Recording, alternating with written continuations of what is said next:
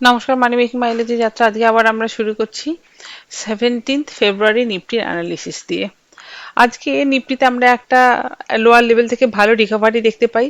Nifty আজকে close হয়েছে 680-র আশেপাশে।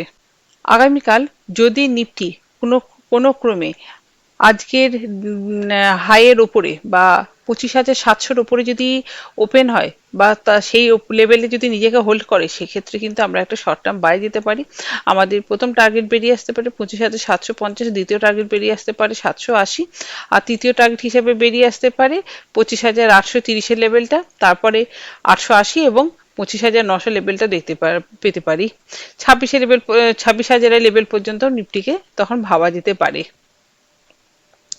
আবার আমরা কোনো ক্রমে নিফটিতে যদি 25,630 থেকে 580 এই জোনটার মধ্যে নিফটিতে কোনো রিভার্সাল দেখতে পাই, তো এই জায়গাটার মধ্যেও আমরা কিন্তু একটা বাই অ্যান্ড ডিপ করতে পারি।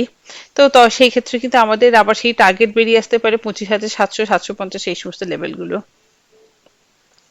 আমরা নিফটিতে শর্টে যাব যদি নিফটি কোনো ক্রমে 25,550 থেকে 560 এই লেভেলটাকে নেগেটিভলি ব্রেক করে, আর তার নিচে যদি নিফটি নিজেকে হোল্ড করে বা সেই জায়গায় নিফটি যদি কনসলিডেট করে অন্তত 2-3টে ক্যান্ডেল, তাহলে আমরা একটা শর্ট টার্ম সেলে যেতে পারি। আমাদের প্রথম টার্গেট বেরিয়ে আসতে পারে 25,500, তারপর এটা হচ্ছে 25,450 এই সমস্ত লেভেলগুলো। 25,700 থেকে 630 এই জোনটার মধ্যে যতক্ষণ নিফটি থাকবে, আমরা 15 মিনিটে ক্যান্ডেলস্টিক প্যাটার্ন দেখেই তার উপরে ট্রেড নেওয়ার চেষ্টা করব। এইভাবে আগে থেকে কিছু এটা বলে করার সম্ভব না।